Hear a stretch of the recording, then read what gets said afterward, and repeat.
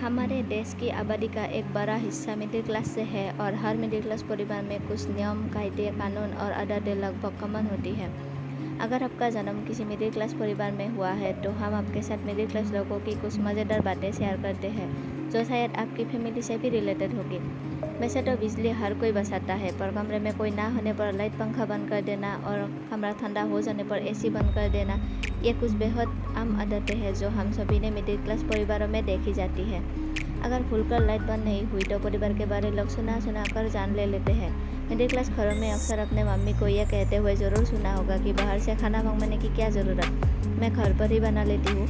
आज भी middle class घरों में त्योहारों के लिए नाश्ता और मिठाई घर पर बनाए जाते हैं और कहीं सफ़र पर जाते वक्त भी खाना घर से बनाकर ले जाया जाता है। आपको याद होगा कि बचपन में घर पर अगर कोई ऐसा व्यक्ति आ जाए जिनसे घर के बारे मिलना नहीं चाहते तो बच्चे को भेजकर गलवा देते हैं कि आज घर में कोई नहीं है।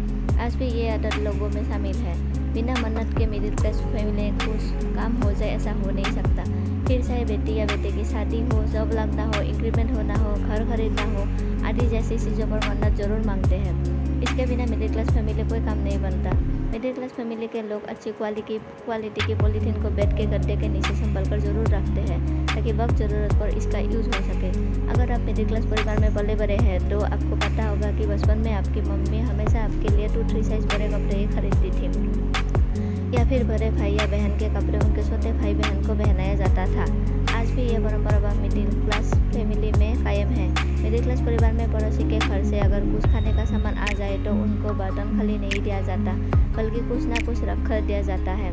भारतीय परंपरा में अतिथि देवो भव कहा गया है, अर्थात घर आए मेहमान को भगवान दिख रही है और इसलिए हर भारतीय घर में आने वाले मेहमान की बहुत ही अवगत के लिए हम अपने आम दिनों के बर्तनों का इस्तेमाल नहीं करते बल्कि खासतौर पर क्रॉकरी यूज़ करते हैं। ये ऐसी चीज़ है जो कभी नहीं बदल सकती।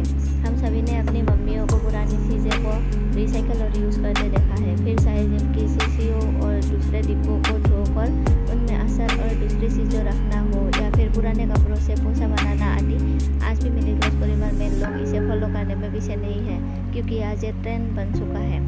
धन्यवाद।